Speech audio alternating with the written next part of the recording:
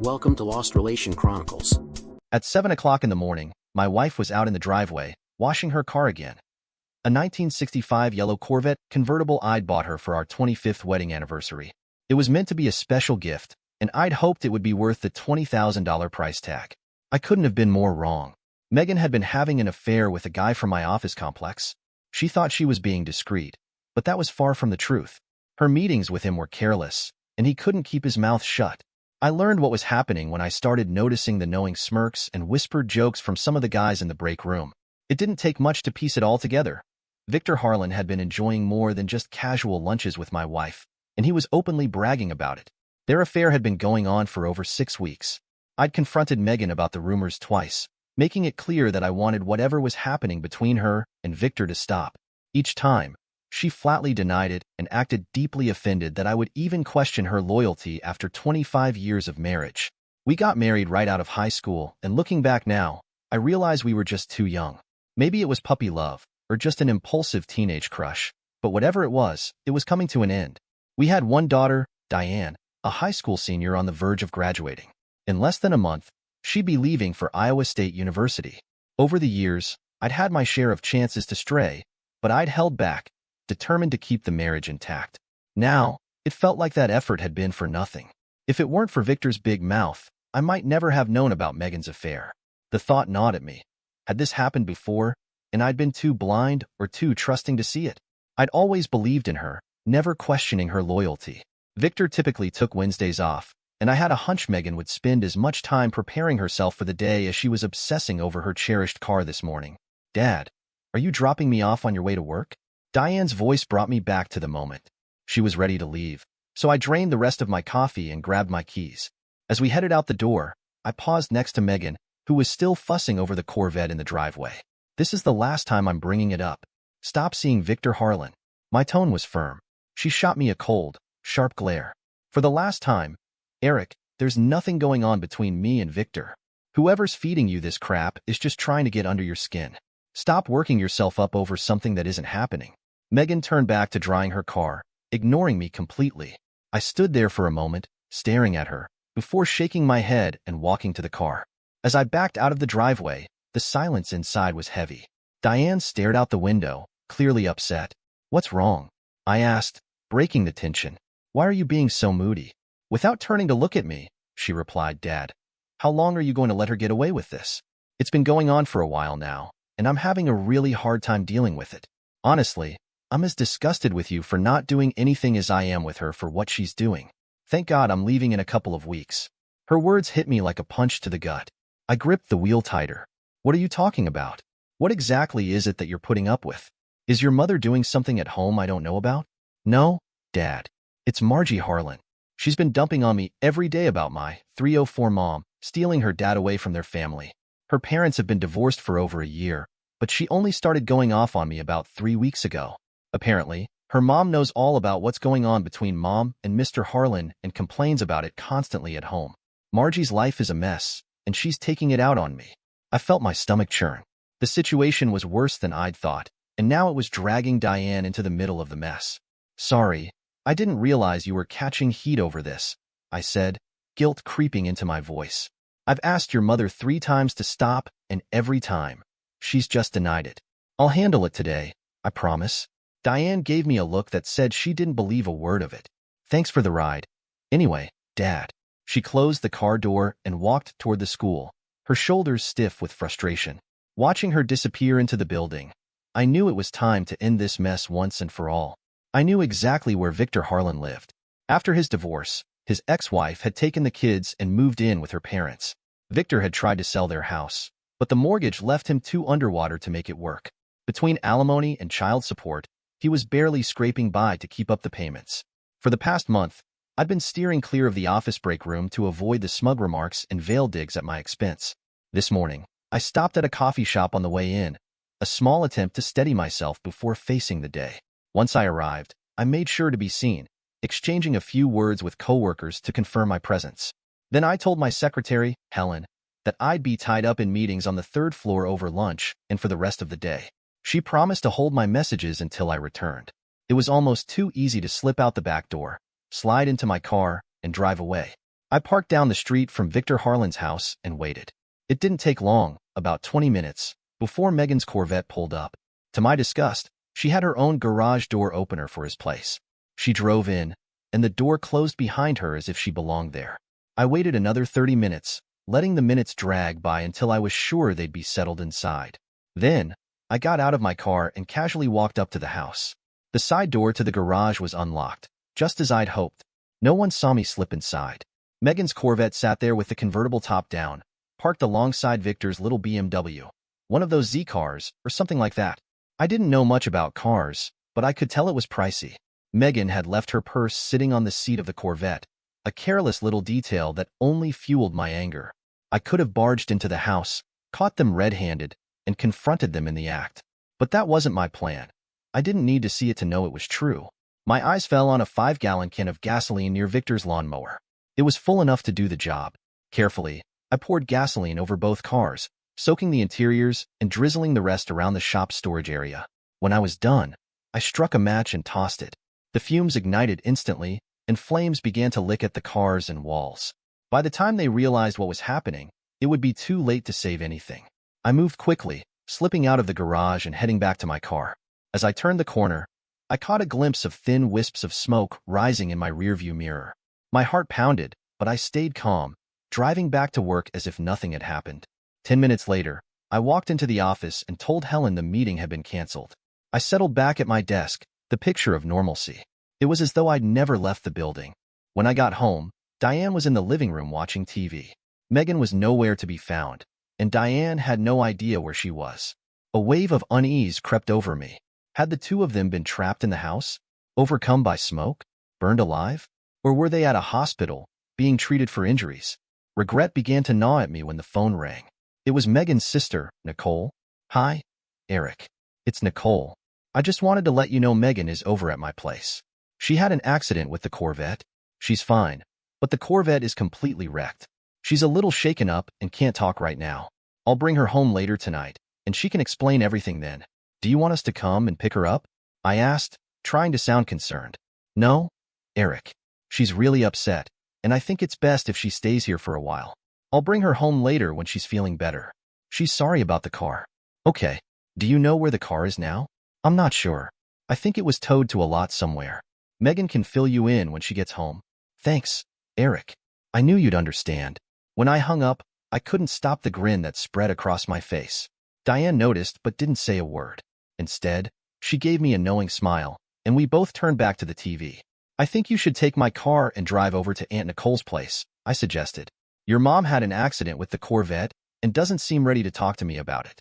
Maybe you could offer to help, and while you're there, quietly find out what happened. I'd love to know, but I can't exactly ask her myself. Just a thought, if you're interested." "You know I am," Diane said, her eyes lighting up. "Hand over the keys. Should I bring her back home, or leave her there?" "Surprise me," I replied with a smirk. She laughed lightly as she grabbed the keys and walked out the door. The house was quiet again, and I settled in for an evening with a cold beer and the TV. A couple of hours later, Diane came back, her grin even wider than when she left. "I didn't think you had it in you," she said, clearly amused. "You're one rotten son of a bitch, Dad, and I absolutely love it." I played it cool, careful not to give anything away. Whatever conclusions Diane reached were hers alone. "Where's the car?" I asked casually. "No clue," she replied. "Apparently, it can't be moved until the insurance company takes a look." Mom didn't want to talk about it and was dodging all my questions. "Where's your mom now? Why didn't you bring her back with you?" "It seems she's nervous about how you're going to react," Diane said. I asked her to explain what happened, but she got flustered. "Nicole mentioned she'd be staying there for a few days until things settle down, whatever that means." I tried pressing for more details, but neither of them gave me any answers. "Well, I hope you don't have any questions for me, because I'm not answering them either," I replied with a raised eyebrow. "Good call, Dad," Diane said with a chuckle. "I don't want to know anything more. I'll wait for the next chapter." With that, she headed to bed, and I grabbed another beer. Everything seemed to have fallen into place perfectly. The next day at work felt different. The usual breakroom crew wasn't making any snide comments, and a few of them seemed to be avoiding me altogether. My secretary, Helen, was unusually attentive, going out of her way to be helpful. One person who didn't show up at all was Victor Harlan.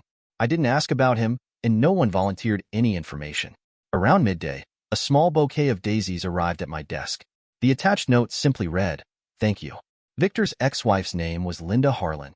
I couldn't think of anyone else with those initials. Helen caught sight of the flowers and the note and started smiling every time she glanced in my direction. While I was amused by how quickly Linda seemed to connect the dots, it did leave me slightly uneasy. If she figured it out that fast, would the police? When I got home, Diane seemed to be in a good mood. She mentioned that Margie Harlan had apologized for her behavior over the past few weeks, though nothing else was discussed between them. Later, I noticed a small article buried in the back of the newspaper about a house fire that destroyed 2 vehicles. That was all it said, just a brief, factual note. Diane also told me that Nicole had called her earlier on her cell phone, letting her know that Megan would be staying with her for a few more days. We decided not to dwell on it and went out for sushi instead, enjoying a relaxing evening together. Friday morning brought an unexpected visit from the police at my office. They wanted to discuss the fire at Victor Harlan's house. We spoke privately in my office, and they also questioned Helen. She told them I'd been at work all day on Wednesday, conveniently omitting the brief period I'd been upstairs. What struck me was how seamless her account matched mine, even though we hadn't coordinated. The officers confirmed the fire was an act of arson, but admitted they had little to go on.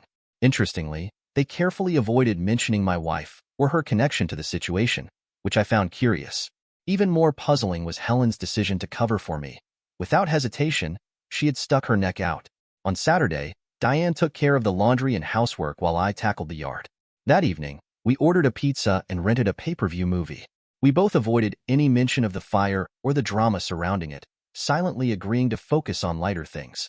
I couldn't help but admire how mature my daughter had become through it all.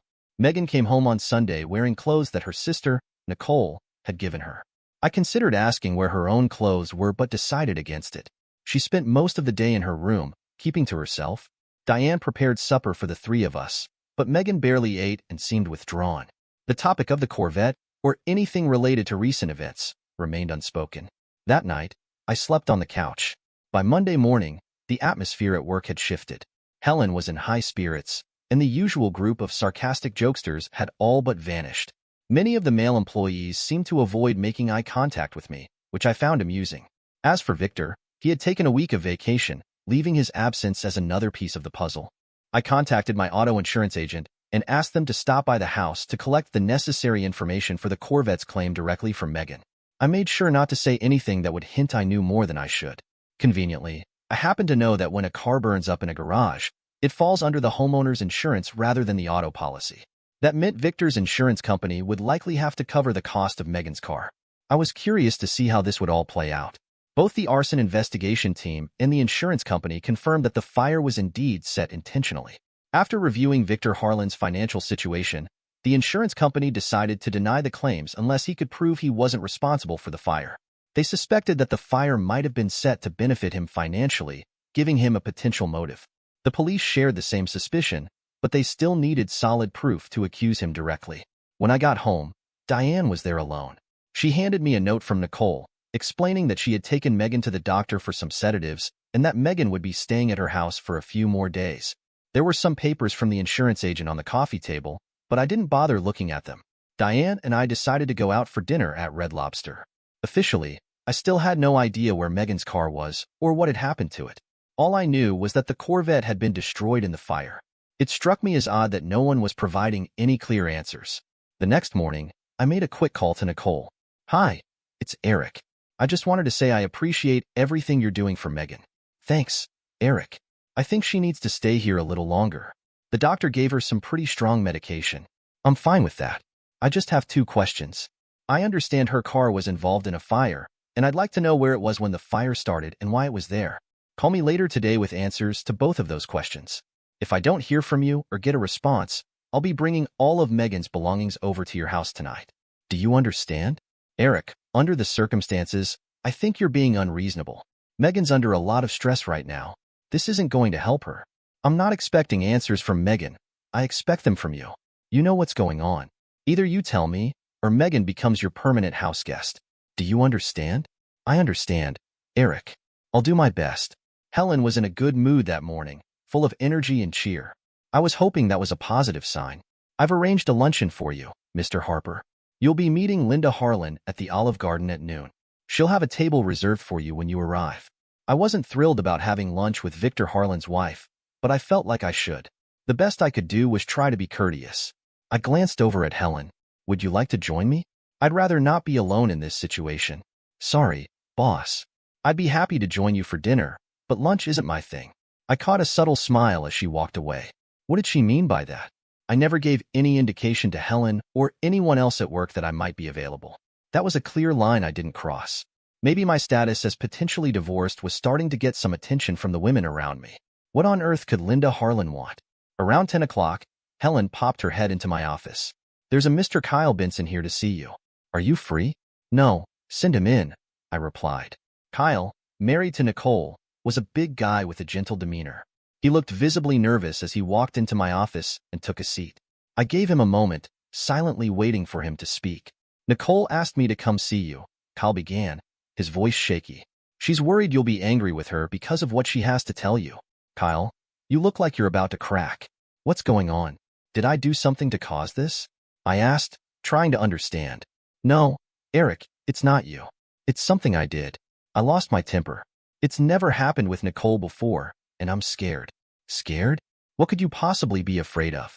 I think I hurt her, Kyle said, his voice breaking. I hit her pretty hard, Eric. I took her to the hospital, and then I came straight here. I didn't know what else to do. Now, Kyle wasn't some simpleton. He was a smart and resourceful man who had always provided well for his wife and children.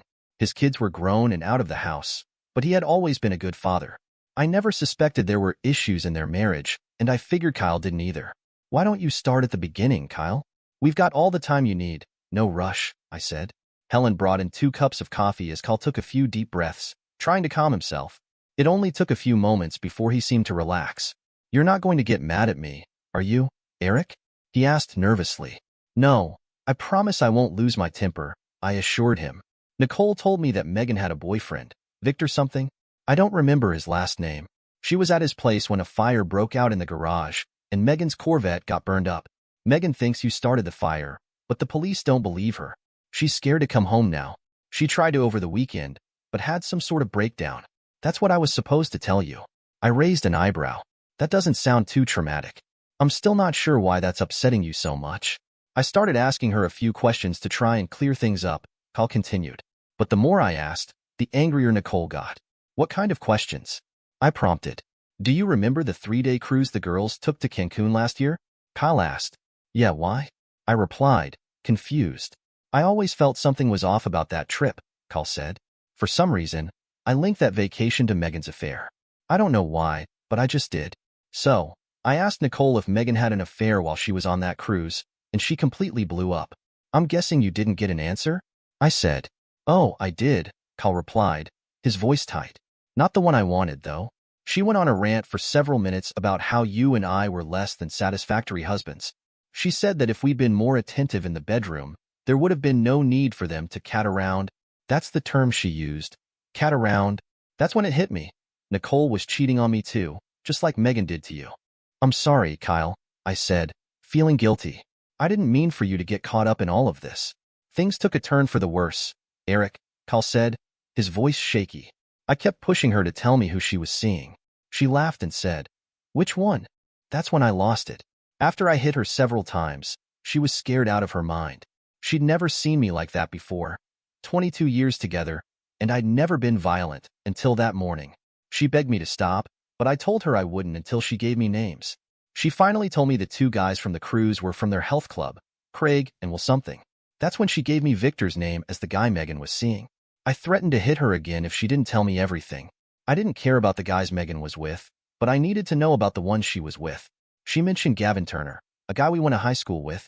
Before she could say any more, I hit her again. Then I panicked and took her to the emergency room. After that, I came straight here to see you. I didn't know what to say. What do you say to someone who had just beaten his wife badly enough to send her to the hospital?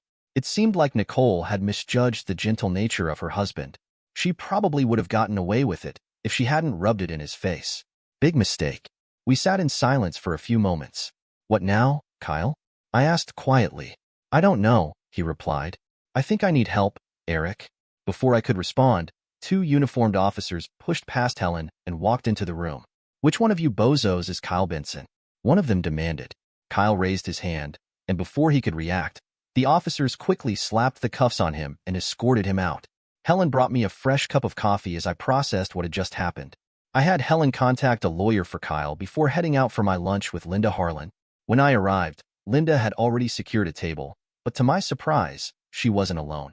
"Mr. Harper, I'm glad you could make it," Linda said, motioning to the man sitting beside her. "This is my friend Tony. He's here as my chaperone and companion." Tony was a large man with a dark complexion, thick hair, and a quiet presence.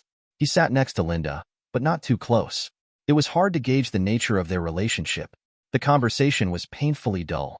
For reasons I couldn't quite understand, we found ourselves discussing trivial topics like the weather and traffic. When the meals arrived, the silence between us was palpable. It was clear neither of us was eager to bring up the real reason we were meeting. After we finished eating, we both ordered coffee, and then Linda cleared her throat. "My husband's infidelities have been a source of great embarrassment to me, Mr. Harper," Linda began, her voice calm but strained. "Normally, I'm quite good at overlooking his mistakes, but since the divorce, I can see that this was a mistake on my part. There's nothing I can do to undo what's happened, but I can try to prepare you for what might come next. Victor is a violent and vengeful man. If he believes you're the cause of his problems, he will do whatever it takes to get revenge. I know it's all his fault, but he won't see it that way. There's a chance he could manipulate your wife into doing things that you can't even imagine. Even though she loves you, she might be more than willing to help Victor get even. I advise you not to trust her in any way until you're absolutely sure of her loyalty. Do you understand?" I simply nodded, taking in her warning. "I can guarantee that Victor will try to hurt you in some way soon," she continued. "I'm here today to warn you and to tell you to be careful. I'll do what I can to help, but I'm afraid there's little I can do. The reason Tony is with me is because of Victor. Tony is my brother-in-law, and he's here to help protect me until the family can sort out the mess Victor has caused." She paused for a moment, as if waiting for me to speak, but I just shook my head. I had 100 questions swirling in my mind, but I didn't ask any of them. We finished our coffee in silence. Linda insisted on paying the bill, and after a few more words, we went our separate ways. As I walked away, I felt a knot of fear tighten in my stomach. I'd been angry about the situation before, but now I was downright scared. Work was quiet, and Helen was eager to know what had happened at the luncheon, but I wasn't in the mood to talk about it. Kyle's lawyer was busy arranging his bail, and though I felt like I should do something for Nicole, I decided against it. I took the afternoon off and went to Diane's school. It didn't take long to get permission for her to graduate early. In less than an hour, she had turned in her books and cleaned out her locker. She would miss the graduation ceremony, but it didn't seem to bother her. On the way home, I called the office and had Helen sign me out for 2 weeks of vacation. I didn't expect to be gone that long, but having a buffer seemed wise. Diane had already packed most of her things, so loading up the car was quick. Given everything going on, I felt a lot better knowing she'd be 1,000 miles away, safe at school. There was no issue getting her into the dorm early. Old Man Withers, who lived across the street, was more than happy to collect the mail and newspaper while I was gone. The drive to Iowa was long, but with both of us taking turns behind the wheel, it went by quickly. The trip back alone felt much longer, or at least it seemed that way. When I got back home, I realized it was no longer there. All that remained was a heap of charred wood and a lot of yellow tape. I should have given Withers my cell number before I left. It was late, so I decided to get a motel room for the night. I figured there would be plenty of time in the morning to speak with the authorities. Turns out, Linda Harlan really knew her husband. After a hearty breakfast, I called Helen. She said everything at the office was fine, but Victor Harlan had been arrested. She didn't know much more than that, but mentioned I owed her dinner. I then called the Benson house, and Kyle picked up. "Hey, good buddy. Glad to see you're out of jail. I was hoping you could fill me in on what's going on. Why are you still at the house? I thought Nicole would have kicked you out. Eric, are you back home yet? Your house is gone." "Yeah, I know. I had to stay in a motel last night." "Well, you're welcome to come over here." Nicole and Megan moved in with their parents. The only problem is, Megan's in jail right now, along with her boyfriend. "I'll tell you what, Kyle. I'll come by later this afternoon, and you can fill me in on everything." It was shaping up to be a busy day. My first stop was the bank to check if there was any money left. Thankfully, Megan hadn't touched that account. I closed out all my accounts and credit cards, at least securing some cash for myself. I canceled Megan's cell phone, paying the penalty fee, and decided not to bother changing my own number. I figured by now, no one really knew it anyway. Next, I swung by the police department to see if I needed to sign anything or provide more information. A guy in a suit and tie spoke with me for about 20 minutes, and that was that. Withers really came through for me. He'd seen Megan and Victor go into the house. He even took note of Victor's license plate number. Megan carried out a couple of loads of clothing, and then they set the place on fire. They did it late at night, but Withers never missed a thing. For once, I was glad to have such a nosy neighbor. Megan admitted to the police that they were responsible, claiming they did it out of revenge for me supposedly burning down Victor's house. I called Kyle and asked him to meet me at Dreamland Barbecue. I felt like treating him. He filled me in quickly. Nicole wanted a divorce, and Kyle agreed, but only if she dropped the assault charges. They were just waiting for the right time to make it official. As for Megan, I wasn't sure if she wanted a divorce or not, but I knew I did. Nicole and Megan were staying with their parents, but things weren't going smoothly. When their father found out what had been happening, he lost it. Right now, Nicole was recovering at the house, and Megan was in jail, waiting for her dad to post her bail. I had to admit, I was enjoying how things were playing out. I called Diane to tell her about the house. The next morning, Helen was happy to see me, and I caught up with all my work quickly. The company had decided to let Victor go, though I wasn't sure what reason they gave. His buddies in the break room were avoiding me like the plague, which I thoroughly enjoyed. Then Megan's dad called, asking if I could help with her bail. I told him the only way I could come up with the money was through a second mortgage, which I was sure the bank wouldn't approve. He didn't appreciate the sarcasm, but I think he got the point. He must have been desperate to call me. After lunch, I stopped by my lawyer's office to begin the divorce proceedings. I called Megan's dad and told him I'd post her bail, but only if she signed the divorce papers. He seemed relieved by the compromise and said he'd try to convince her. I told him I'd have everything ready by the next afternoon if she agreed. An hour later, he called back with her approval.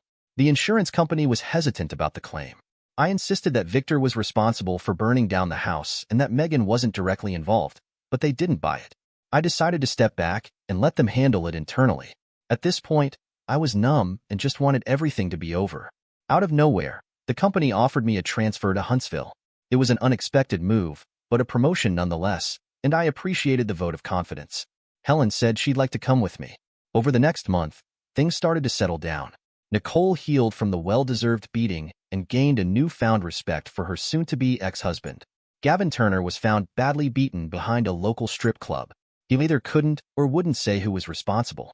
Kyle and I joined the local health club that the girls used to attend. 2 days later, 2 regular members decided to quit, so we let our memberships lapse after that. In an unexpected turn, my car insurance company decided to compensate me for the loss of the Corvette. Though I bought it for Megan, it was still in my name.